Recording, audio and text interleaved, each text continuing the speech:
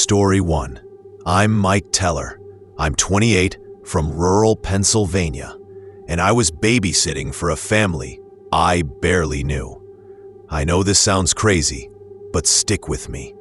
I got hired last month by this older couple who live in this off-grid house down a dirt road outside a tiny town. They had one kid, maybe 6 or 7, and I was told they'd be gone late. They paid well, so I said fine. They drop off the kid, tell me to put him to bed, and head out. It's late winter, so it gets dark early. I'm alone. Big old farmhouse. Quiet. No neighbors in sight. I put the boy to bed in his room. Story time. Tuck him in. Everything seemed normal. Until it wasn't. I sat in the living room. TV, low volume. Reading comics. Sipping tea. I remember thinking, this is too quiet. Maybe I'm remembering it wrong, but I swear I heard footsteps upstairs. I thought it was the parents going back for something, but then nothing. A quarter hour passes. I feel uneasy. I decide to check upstairs. The house was old, you know? Old wooden floors that creak for no reason. I walk slowly, and as soon as I hit the top step, I think I hear breathing. Or maybe just wind. I tell myself it's nothing. I tell myself maybe the kid's nightmare woke him, or the parents came back early. But I know they weren't home, as far as I know. I get back downstairs. I'm pacing, mind racing. Why would I hear breathing? In the hall? I turn the corner. No one. Kid's room door shut tight. Then the living room window rattles slightly. Back of my neck itches. I jump. I know this sounds crazy, but I believe in ghosts or something. I grab my phone. No signal. No Wi-Fi. Real off-grid stuff. I go to the kitchen to get water. I hear the back door click, like someone just unlocked it from inside. I freeze. Sorry, I said I wouldn't say I froze, but I paused with a lump in my throat. I think maybe I left it unlocked. I remember walking to lock it, but when I touched the knob, I felt wetness. My fingers, sticky. Was it rain? Didn't feel like rain. My inner monologue is jumbled. Kid downstairs. I should check on him, but if someone's in the house, maybe not. I hear light thud upstairs. Then, silence. I decide to go upstairs, but halfway I stop. My heart pounds, even though I don't want to mention cliché horror lines. But it does. I inch up, flashlight off, so nobody sees I'm coming. I get to the hallway. At the children's door, I hear him snoring softly. I knock, whisper, "Buddy, everything okay?" No answer. I push the door open an inch. No visible movement, just dim nightlight glow. I peer and see a smear of dark red on the doorframe. That's blood, right? Maybe I'm imagining things. Maybe the kid bumped himself. But something in me knew. My gut said don't go deeper. I back down quickly. I stumble. I run down to the living room, call out. Silence. I realize I didn't hear his breathing anymore. I run to the stairs. In the blurry corner of my vision, I see a shadow slip down the hall. From upstairs, I hesitate, then chase. No trace. I panic, turn on every light, search every room. Nothing.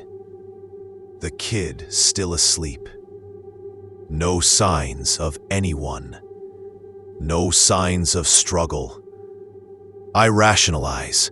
Maybe my eyes were playing tricks. Maybe I hurt my wrist cobbling the coffee maker earlier.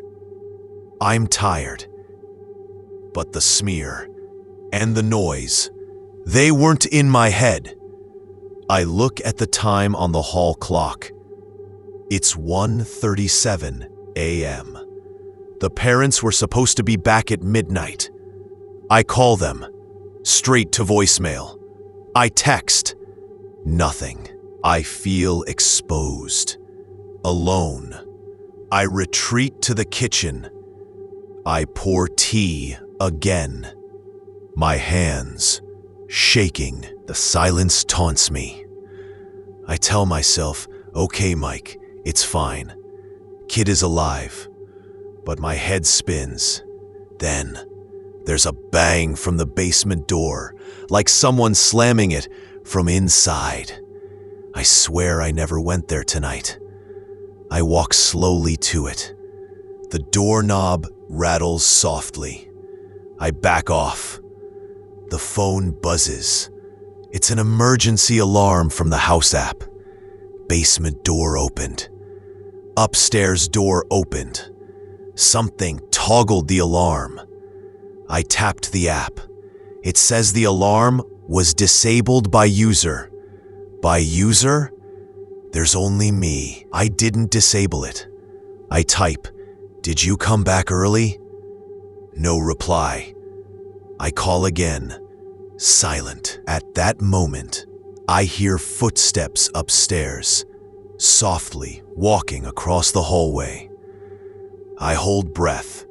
Think, should I hide? Should I call? I pull open the closet door in the living room and duck inside, phone in hand. The footsteps stop right above me. Then they turn.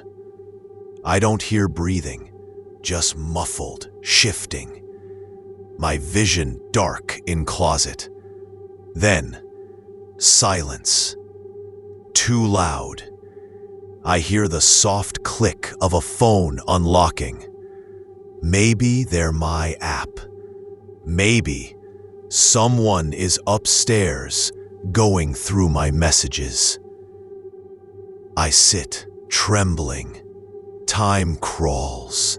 Suddenly, the closet door swings open.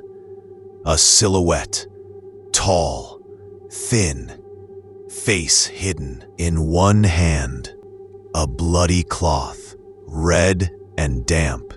He whispers, voice gravelly, "Didn't mean to wake you." I scream. Something bursts in me. I run. I bolt to front door. I fling it open. Cold air hits. I run outside. Snow crunches underfoot. I don't stop. I sprint down the road. Phone finally has signal. I dial 911. I'm crying, whispering, shaking. There's someone inside. They touched the kid. They have blood. They arrive within minutes. Thank God. I stay outside while they rush in. They grab upstairs, basement, everywhere. They find no kid. Then, upstairs closet, a small smear of red. No body, no kid. They call out. Answered. Kid asleep on couch upstairs, alive, but confused and terrified, hiding behind cushions. They find the phantom man nowhere. They get footage from doorbell cam. Someone pressed the button early, walked around porch. They see a man, but face blurred, never enters. They question parents. They weren't back yet. They had car trouble, hours away. They didn't disable alarm. I sit in police car. I hold kid. He drifts asleep. I replay everything. I go home later, but I can't sleep. I'm exhausted, but my mind churns. I know it sounds crazy. Maybe I misremember. Maybe I hallucinated. But some things stick. The blinking red of the app saying, "User disabled alarm." The footsteps above. The blood smudge. And the guy in the closet. They never caught him. We never figured him out. And the ending? Not neat. My hands still shake when I think about it. I'm not safe yet. I quit babysitting that day. I moved out of town. I can't go back to houses that quiet. I tell myself maybe it was prank. Maybe it was wind and wood shrinking. Maybe I'm imagining the blood. But I know one thing. Someone was in that house. Messed with that alarm. Left blood. Searched me. I'm left with questions. Did they want the kid? Me? Nothing? It's been weeks, and I'm still haunted. And I still babysit sometimes because I need the money. But I avoid old wooden houses, and I avoid trying to rationalize the ragged panic. So yeah, that was my experience. Maybe I'm remembering it wrong, but I feel it every day. Story 2. I'm Ryan Harper. I'm 32, from a small town in Oregon, and I babysat for a couple I'd never met before. I know this sounds crazy, but listen. They called me a few days ago, asking if I could do a Saturday night shift. Said they'd be back around 11 p.m. I agreed. I drove out to their suburban home. Nice neighborhood, quiet, but borderline empty at night. I got there around 7 p.m. Their daughter Ellie, around 10, was already in bed, they said. They showed me the routine and left. I set up in the living room. TV dim. Snacks on the coffee table. Just waiting. Everything felt normal until I started getting texts. First text around 8:17 p.m. Are you there? I thought it was the mom checking in. I texted back, yeah, all good. Then at 8:25 p.m., why is Ellie asleep? That didn't make sense. They said she'd be in bed early. I texted, parents said she's tired. Then at 8:26 p.m., do you hear noises upstairs? I stared at my phone. I was alone. I typed back, no, just TV. They responded, it's closer than you think. My chest tightened. I told myself maybe it was kid drama, a prank from a friend of hers. Then it escalated. 8:27 p.m. Check the baby monitor. I hadn't seen a monitor there. I ignored. Then at 8:30, call the police, now. That freaked me. I texted, who is this? No reply. My hands trembled. I knew this sounds crazy, but I checked upstairs anyway. Ellie's door was closed. I knocked lightly. No answer. I opened it slowly. She was under her blanket, breathing. She was fine. I ducked my head, almost crying. Maybe I'm imagining this. But then the monitor in the corner. There was one. I didn't see it before. It lit up, audio on. But I didn't touch it. Back downstairs, phone buzzed again. They're upstairs. I backed toward the stairs, my mind racing. Who's they? What if parents came home? The house was silent, except TV hum. I pressed star key, dialed 911. They asked what? I stammered, I don't know. Someone texting me saying, intruder upstairs.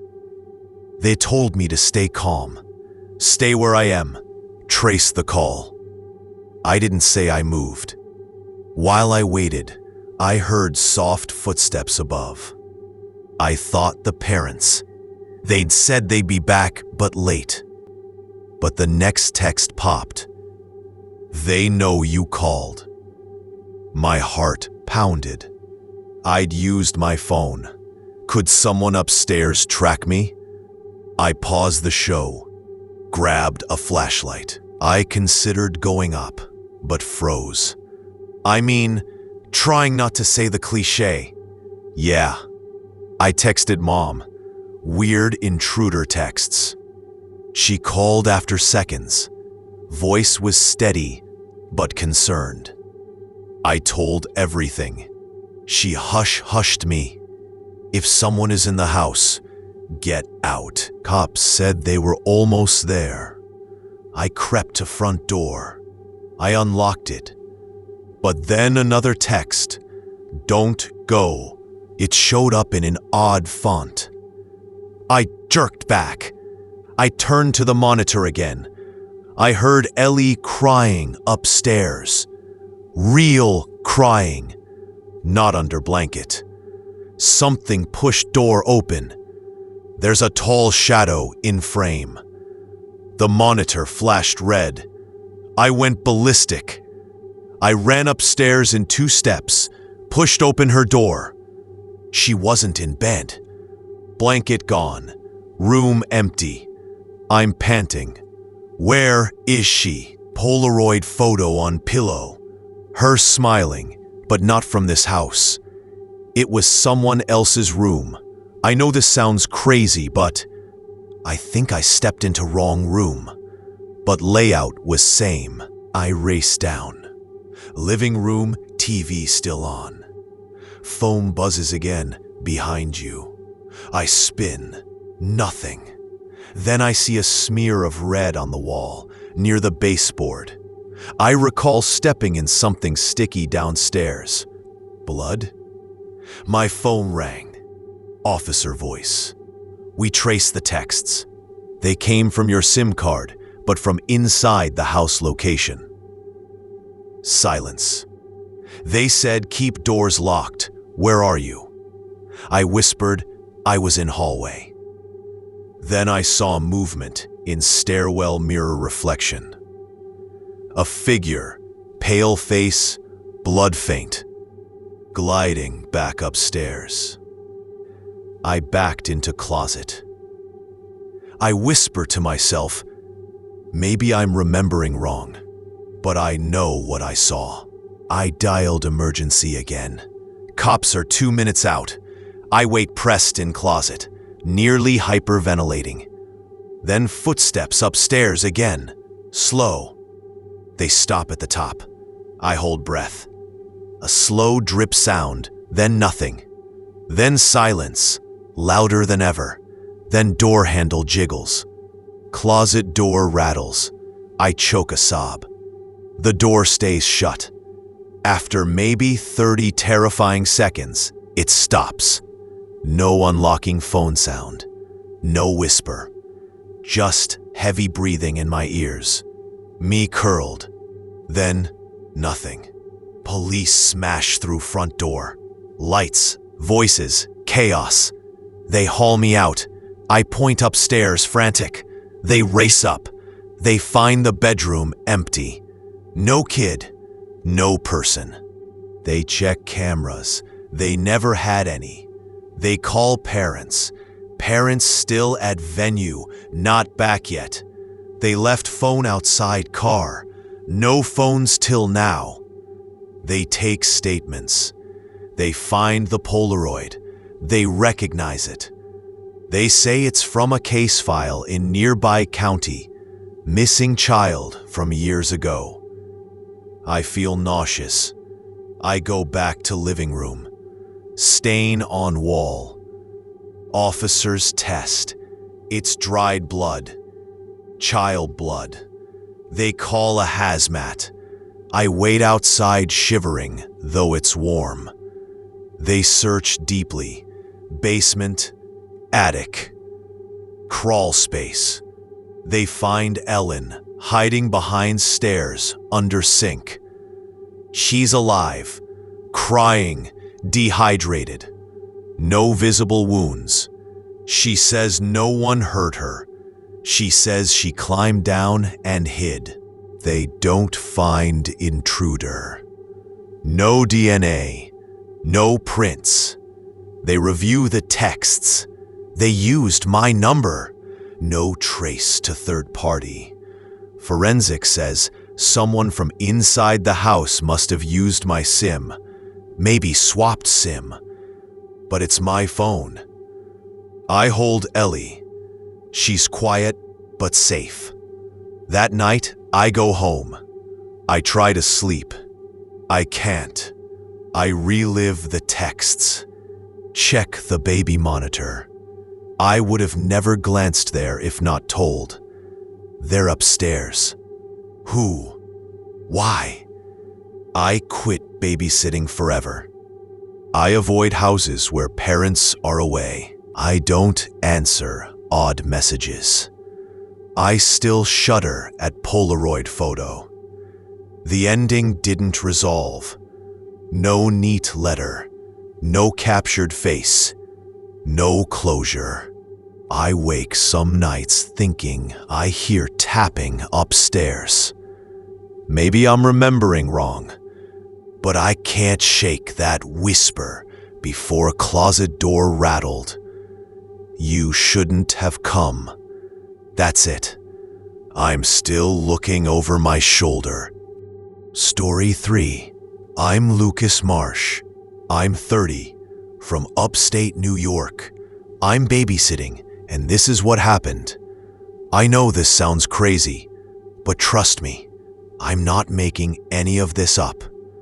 I drove out to their place at 6 p.m., a tidy suburban house on a quiet cul-de-sac. Couple had requested I arrive early to settle dinner for their son, Max. He's 8. Said they'd be out until 1 a.m. They showed me the routines and left. I put on background music to keep things normal. TV silent, lights dim. Pretty routine. Around 7:45 p.m., I got a text from, well, myself? It said, unknown. You locked the doors? My stomach shifted. I typed back, who is this? 2 minutes later, unknown, check the hall camera. I didn't even know the house had cameras. I paused, scrolled. There was a phone app, pre-installed with a login. I didn't have credentials. I told myself, that's weird, someone's messing. Life kept feeling off. I heard Max calling from upstairs. Time for dinner. I carried his plate. I came back down. Tiny smear of something by the fridge handle. Dark red. I sniffed. Mustard, but sticky. I flick it with my finger. It's damp. I taste. It's metallic, salty. My mouth turns sour. I drop the plate. Then my phone pinged. Unknown, you saw. Now I'm shaking. Maybe I'm remembering it wrong, but I believe the door was locked. I locked it. But my head spins. What if I forgot? I replied, back off. Unknown, you should check the basement. Basement? They didn't mention one. I glance at stairwell. That's the old house extension part. I flick lights off upstairs so no one sees if I'm coming. I creep downstairs. Hush! Air heavy. Floorboards soften underfoot. Hall light flickers once, twice. I look at wires, all intact. Maybe power just surged. At the bottom, I see the basement door crack, barely open. Light glows inside.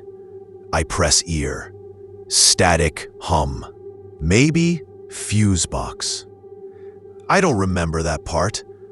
I pull phone out, but screen blacks. No signal. I breathe. Should I go in? I hesitate, rationalizing it's just older wiring or motion sensor. But something in me knew someone turned that light. Phone buzzes again once signal returns. Unknown. Behind you. I spin. Nothing. Hall empty. I feel gooseflesh, but I don't say that. I tell you I felt cold air, but not cliché. I mean actual draft. I realize Max is gone. Upstairs now, quiet. I slam phone shut. I sprint upstairs. Max's bedroom door, slightly open. I rush inside. He's not there. Blanket tossed aside. Closet door open. No Max. I whisper, Max, buddy? No answer. I feel dizzy. I think, am I losing it? My inner monologue fractures. Maybe Max's parents came back early. They didn't text me. They wouldn't. They'd call.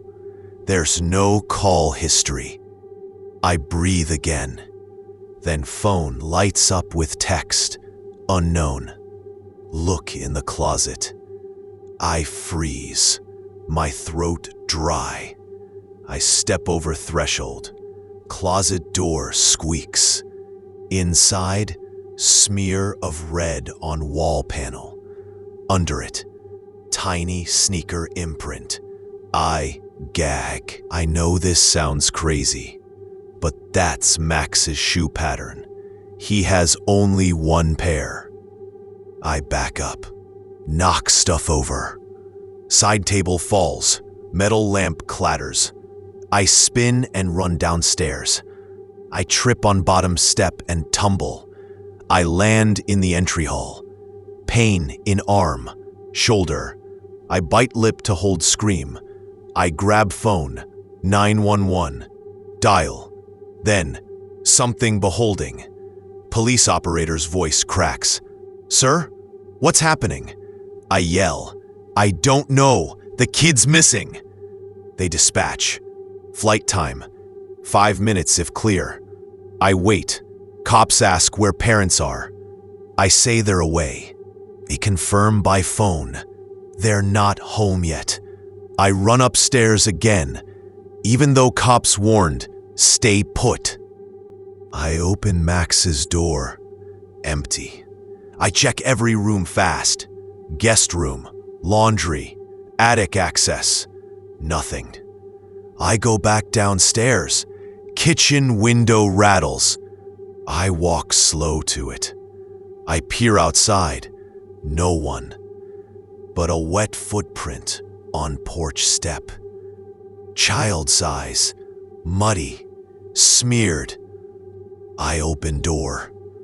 The scent of damp earth. I step onto porch. No Max in sight. But a low growl behind me. I whir. I see muddy handprint on door glass. Too tall. Someone knocked hard. I slam door, turn deadbolt. Inside, phone pings again. Unknown. Check the camera. I drop phone. I scramble to cabinet housing router. I yank it. I wheel it off. Internet light still on. Doesn't matter. I press hard on head. I shout, "Who are you?" Silence. Then footsteps upstairs. Soft but fast. thumping across ceiling. Then they stop over my head. I can hear shifting. My mind wars. Should I flee? Should I hide? I run to closet and hall hidden behind GW board. I squeeze inside with phone camera on, app open. I stare at the screen, not live, but I press frames until gallery shows static captures. One image, hallway with a blurry tall figure.